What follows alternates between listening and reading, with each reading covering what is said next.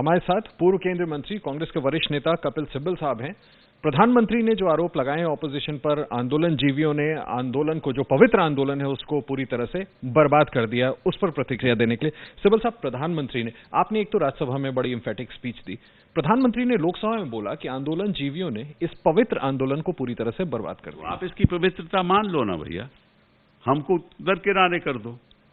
आप अगर समझते हो कि हम आंदोलन जीवी हैं तो आप इनकी पवित्रता को मान लो, इनको गले लगा लो और जो ये मांग रहे हैं उसको मान लो। आपको दिक्कत क्या है? अगर आप ही समझते हो कि ये आंदोलन पवित्र है तो पवित्रता को गले लगाओ और जो वो कह रहे हैं उसको मान लो। आपको दिक्कत क्या है?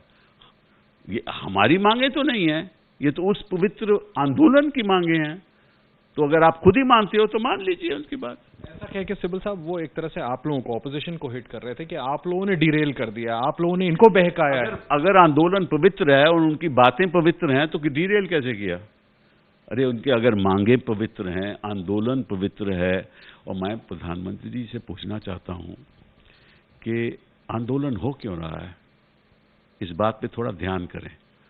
आंदोलन इसलिए हो रहा है कि जो किसान है, और आप ही ने कहा था, आप ही ने उस दिन सदन में, राज्यसभा में ये कहा था कि 86% किसान जो हैं उनकी जो जमीन है वो 2 हेक्टेयर या 5 एकड़ से कम है। आप ही ने कहा था 86%।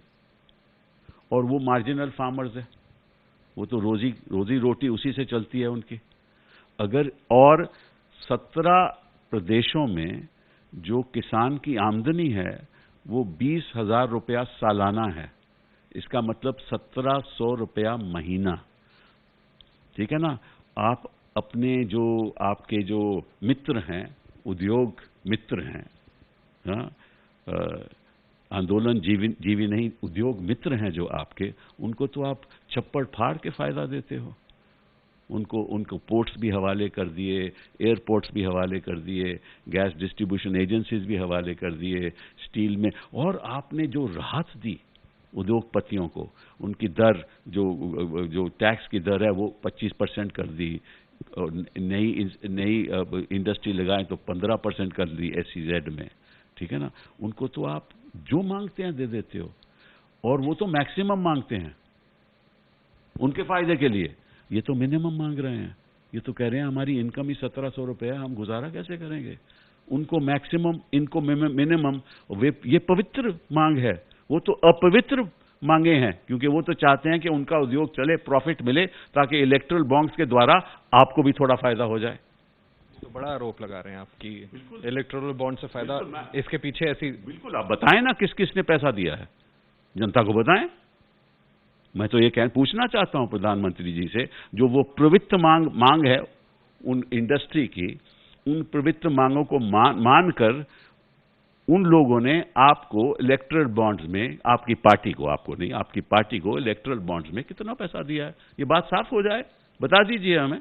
ये बड़ी मांग है आपकी। सिब्बल साहब, एक सवाल और करना चाहता हूं कि प्रधानमंत्री ने कल लोकसभा में यह भी बोला कि हम कंस्ट्रक्टिव प्रोग्रेसिव पॉलिटिक्स करते हैं, रिग्रेसिव पॉलिटिक्स। बहुत प्रोग्रेसिव पॉलिटिक्स करते हैं। जब हो रहा था, जब हमला हो रहा था मुंबई में, तो इनकी प्रोग्रेसिव पॉलिटिक्स हमने टीवी पे देखी थी। वहां जब हमला चल रहा था, ये सरकार पे आरोप लगा रहे थे। अन्ना हजारे के वक्त हमने इनकी प्रोग्रेसिव पॉलिटिक्स देखी थी, जब इनके लोग वहां महात्मा गांधी की नाच हो रहा था, समाधि पे नाच हो रहा था। ये पवित्र पॉलिटिक्स है इनकी। जिस तरह से इन्होंने अन्ना हजारे मूवमेंट को, इनकी पवित्र पॉलिटिक्स क्या है? इन्होंने कहा कि हम ऐसा कानून बनाएंगे ताकि करप्शन खत्म हो। वो कानून बना, आज तक इन्होंने उस पर एक केस नहीं लगाया।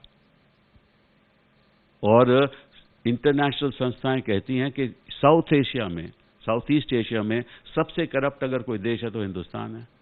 तो बताओ, वो जो कानून जिस आधार पे आप सत्ता में आए थे, ठीक है ना, कि एक एंटी करप्शन कानून बनना चाहिए, 2014 के बाद एक भी केस उसमें चला?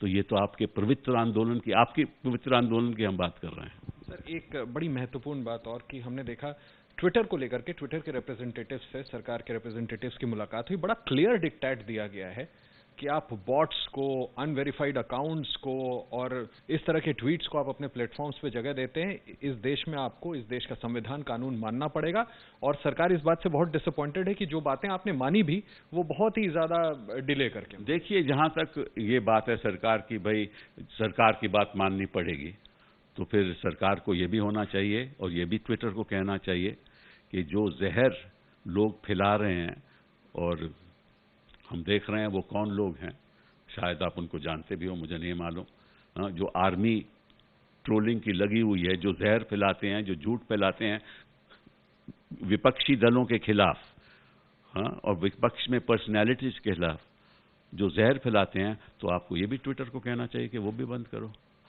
इनकी क्या नीति दिखाती है? आपको लगता है फ्रीडम ऑफ एक्सप्रेशन पे कहीं ना कहीं घबराहट हो रही है कि जो पवित्र आंदोलन है ना, कहीं उसका नतीजा अगले चुनाव में ना आए, कहीं हिंदुस्तान का किसान इनके खिलाफ खड़ा ना हो जाए, इसलिए ये ट्विटर को ये आदेश दे रहे हैं। आपको लगता है इस वजह से ट्विटर जैसे सोशल प्लेटफॉर्म्स को इस तरह के डायरेक्टिव? Without any doubt. अब अगर आपको अगर ट्विटर को बंद करना है, ऐसे डायरेक्टिव देने हैं, तो ये सब पे लागू होना चाहिए। सर, आपको लगता है ट्विटर को बंद करने की कहीं नियत है? जैसा आपने नियत तो मुझे मालूम नहीं। ट्विटर में जो ये समझते हैं कि इनके खिलाफ जो ट्विटर हैंडल्स हैं या ट्विटर में चर्चा चल रही है, जो इनके खिलाफ है, वो बंद होना चाहिए। जो इनके पक्ष में है, जो जहर फैलाते हैं, वो बंद नहीं होना चाहिए। दोहरी नीति आपको लगता है? वो तो साफ है। बहुत शुक्रिया आपसे बात करने के लिए। कपिल सिब्बल साहब, फॉर्मर यूनियन मिनिस्टर, जिनकी बड़ा आरोप कि कहीं ना कहीं दोहरी नीति सरकार की दिखती है और किसान आंदोलन, जिसको प्रधानमंत्री खुद पवित्र आंदोलन कहते हैं, अगर पवित्र मानते हैं तो फिर किसानों की मांग मान क्यों नहीं लेते? कैमरामैन अजीत चाको के साथ आशीष कुमार सिंह, एबीपी न्यूज, दिल्ली।